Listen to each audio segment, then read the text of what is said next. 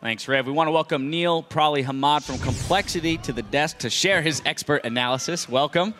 Thank you very much. I'm glad to be here. And we heard Riv talk about it already. That was just an insane start to a best-of-5 series. Do you guys think that this is going 5 games at this point?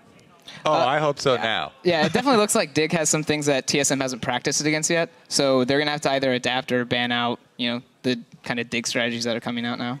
And I love Dig's idea to start off a best-of-5 with a split push strategy. Not only because it's their bread and butter, it's what Zion Spartan is known for, but also because that's how you put the most pressure on your opponents. You put them early on into forcing them between these decisions all game long, and you can kind of ruin their morale really early in a best-of-5 series. That's a great way to get an upper hand for the next games. Yeah, because there's definitely going to be some kind of discussion in the team where people are like, oh, we need to stop this Nasus. Oh no, let's go do this. So there's going to be some kind of strife that's going to happen when you're in split push and you can't really deal with it. Yeah, we could see many times, like when Dyrus went in on that dragon fight, which we actually have a replay of, and Prolly has been so kind to say that he will walk us through this replay. Let's get this dragon fight up on the screen. All right, so in this one, it looks like Crumbs is trying to flank, and TSM had already started the dragon, so they're pretty much baited into doing this, or completely leaving and just getting chunked. So at this point, they just need to decide on a side, and Dyrus goes in while Bjergsen and Lustboy are too far out to help him. So he just gets chunked for free and has to back out. And at this point, it's just TSM needs to salvage what they've got and try to get out.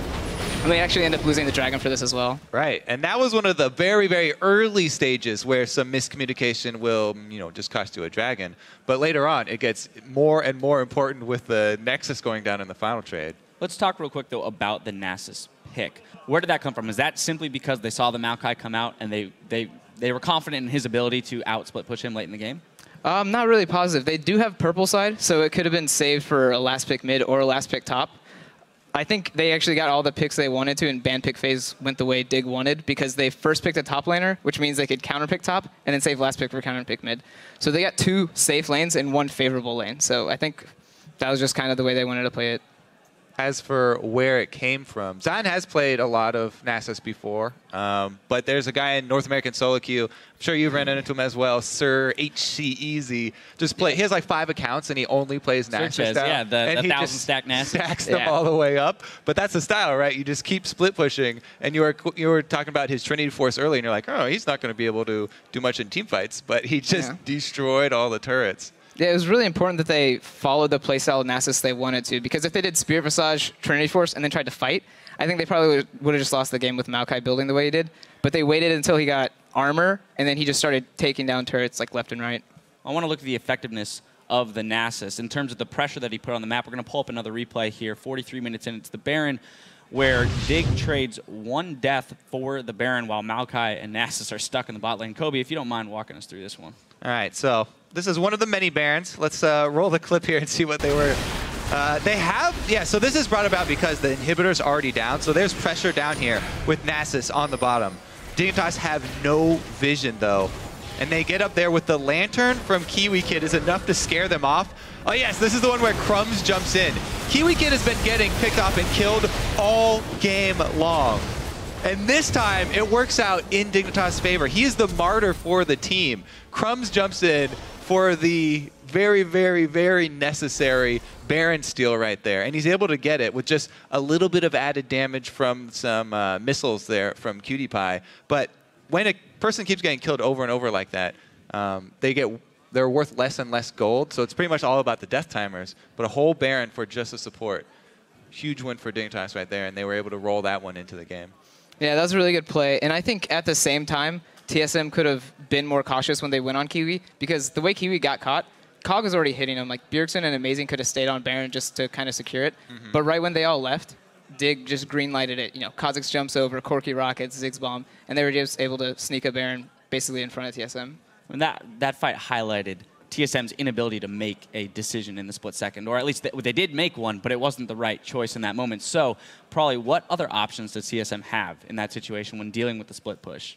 I think they needed to be kind of more creative with the way they were getting picks. I noticed they went to top line of mid and tried to get a lot of picks when they were pushing mid, but that's kind of, everyone kind of knows that spot. It's very obvious when you're pushing mid to be scared of the sides.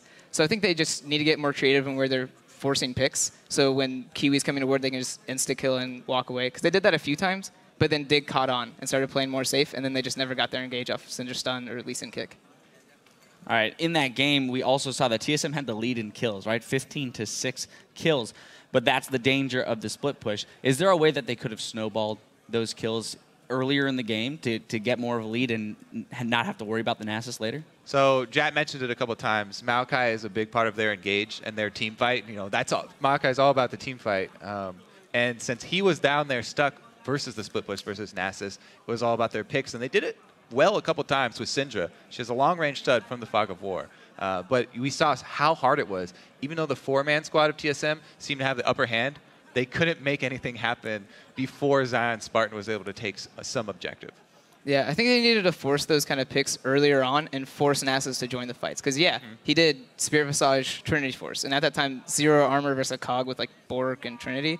You know, he would just get torn up. So I think they just needed to bait more fights or just kind of, you know, let Nasus do his thing and get bigger stuff on the other side of the map. And there was one point where Turtle even came down to the bottom lane, and they could have stayed there for the kill very early on, but they decided to send him back up instead and go for the Baron contest instead of taking out Zion that early on and then trying to shove something. Yeah. Maybe a small window that they might have missed. Yeah, just a little bit more indecision there. Now, the last thing I want to kind of touch on before we move on to a commercial break is the red side strategy. Now, TSM has seen the red side strategy. Do they have to hold out on their top pick? What do they do now to combat this that Dig has come up with?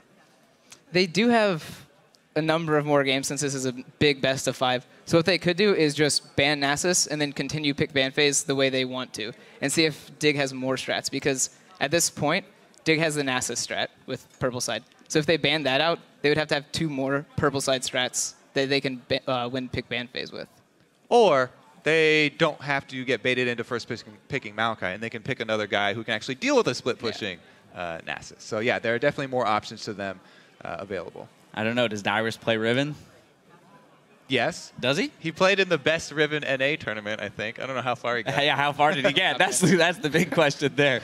All right, well, we've got to take a quick break, but keep it dialed right here. When we return, we'll see if TSM can even up the score against Dignitas in Game 2 of our quarterfinal series. Stay tuned.